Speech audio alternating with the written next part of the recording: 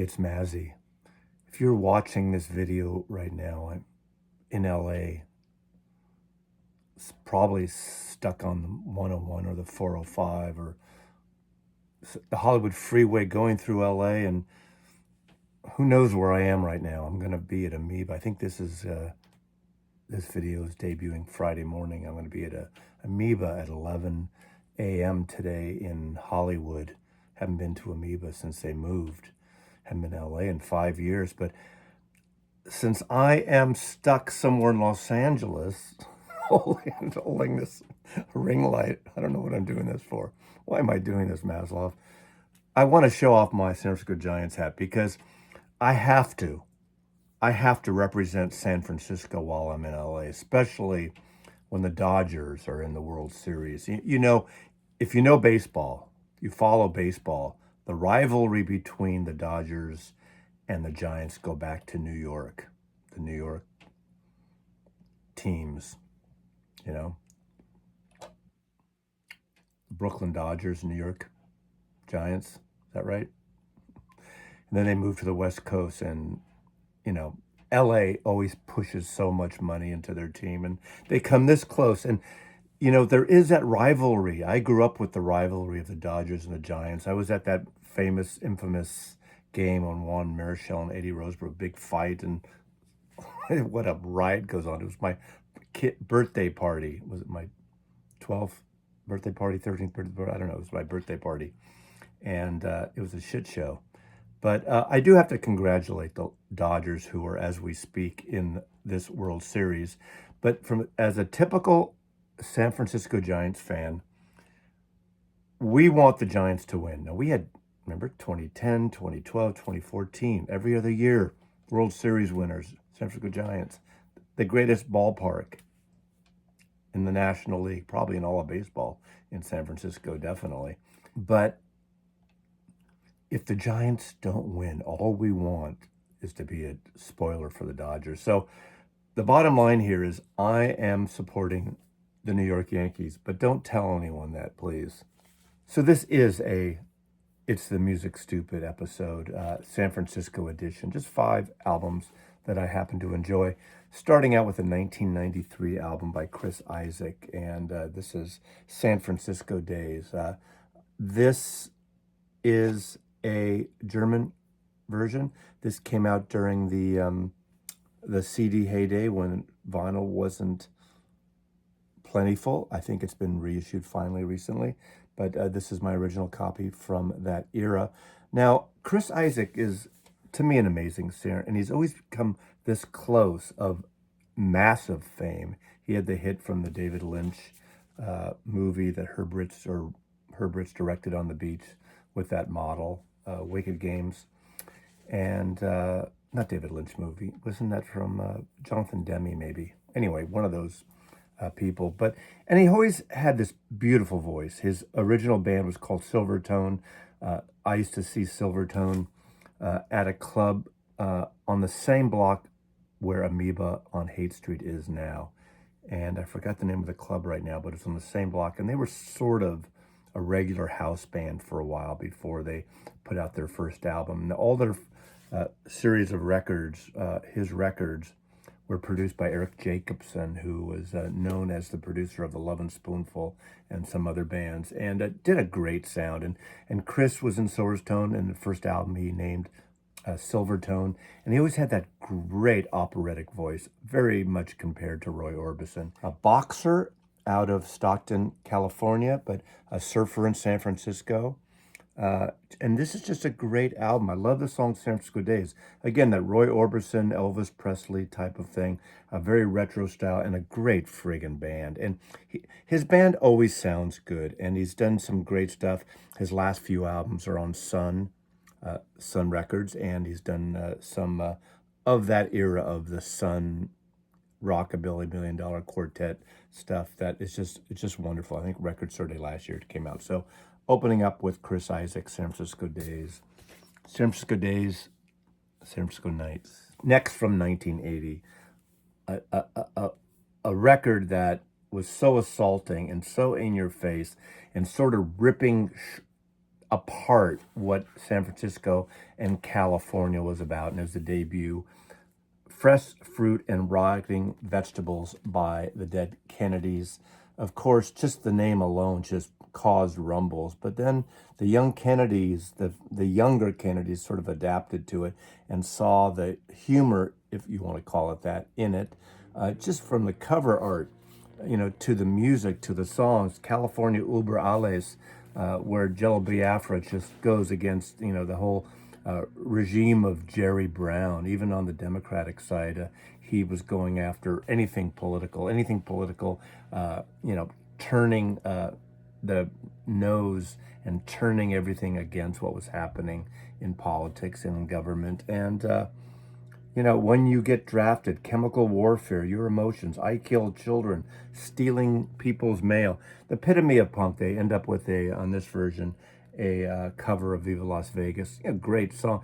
I wouldn't say they were the best punk band in San Francisco around that time, but I saw them a ton of times. But they're definitely the most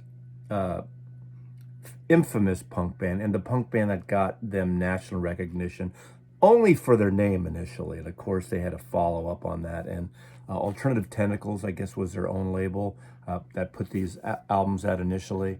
And Dead Kennedys, their debut. A great record, but definitely a part of that punk scene, that assaulting punk scene, to be controversial in a way, just for the sake to be controversial. And of course, from 1970, we have the Grateful Dead's Working Man's Dead. Of course, this and its brother album, American Beauty, were these two great, organic, rootsy, country-like folk rock records. Just beautiful records. Probably the best recorded records in the Grateful Dead's career. Just wonderfully put together.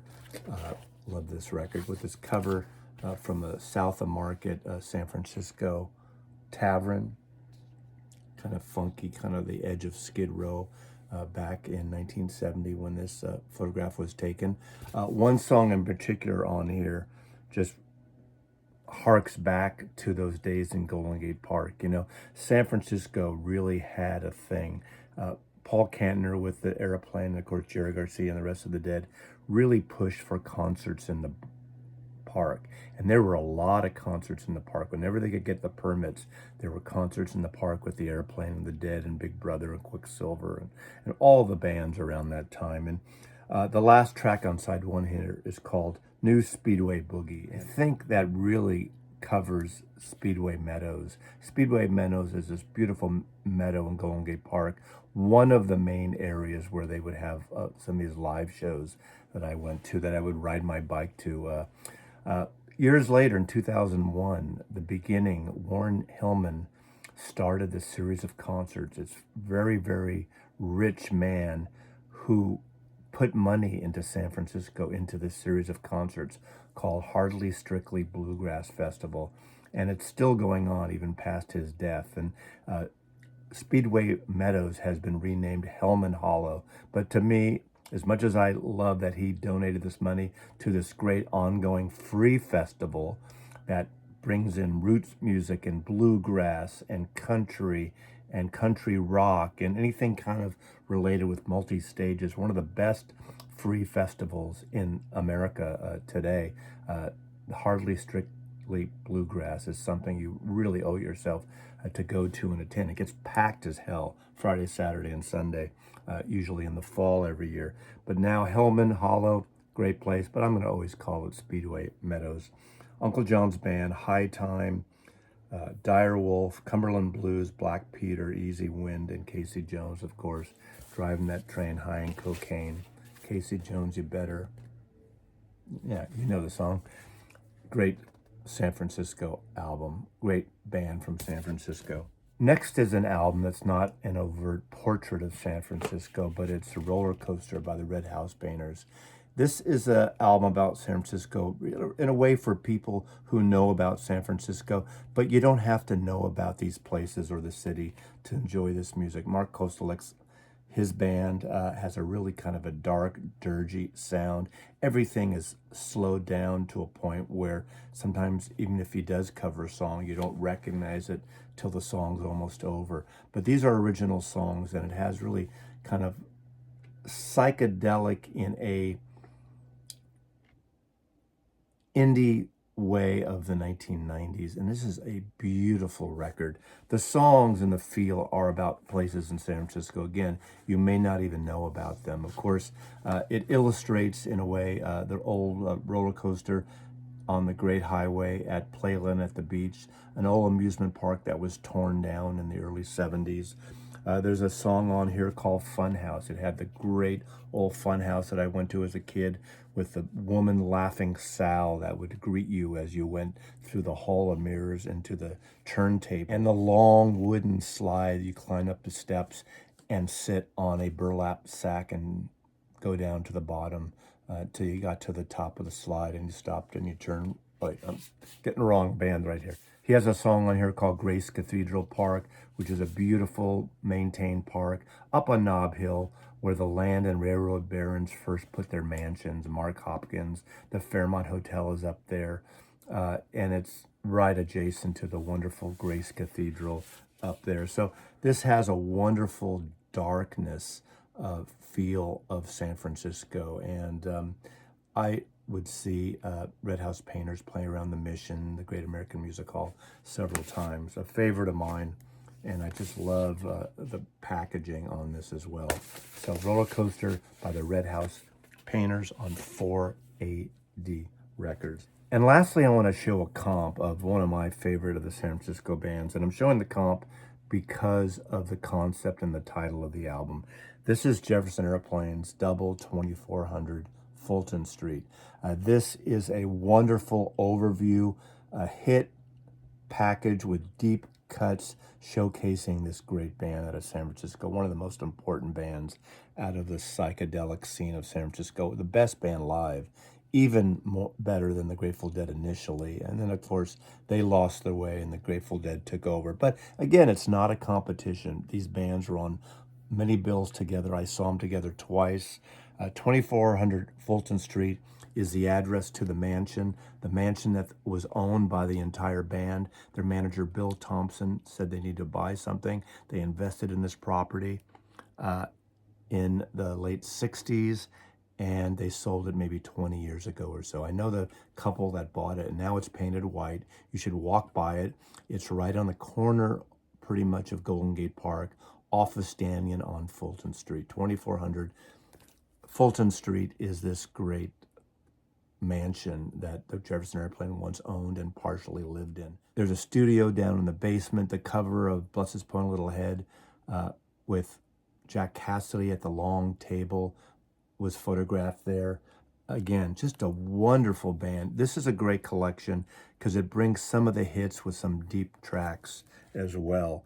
I believe the CD edition has some extra things like the Levi commercials that they did back in the 1960s when Levi Strauss was a cool thing to promote. You know, some bands would dip into FM commercials, and Levi's, of course, was part of the this generation. It was all about wearing jeans, patch jeans and things. But this is a great comp. Liner notes by Ben Fong Torres, great writer who is one of the original editors of Rolling Stone magazine. And this is one of the copies I kept in the shrink because of the hype sticker. But this is a great sounding collection. I would say this is more interesting than the worst of the Jefferson Airplane, which was the first, quote, hits collection. Again, a double album. There's been a triple CD thing that was different, but this one really holds together for me better than all the other ones. You got some of the singles that came out, like I guess Mexico is on here. The Jefferson Airplane, of course, was my favorite band of this era, and this is a great comp. If you can find it and pick it up long out of print, but if you have no Jefferson Airplane, this would be a good place to start if you can find this collection. I don't think it's terribly expensive, but check it out. This is my video because I am missing San Francisco, even though I live in Seattle now, and I'm stuck somewhere in Los Angeles listening to all these Dodger fans kind of pontificate about the World Series. So I will just say, Mazzy loves you. Thanks for watching, and go Yankees.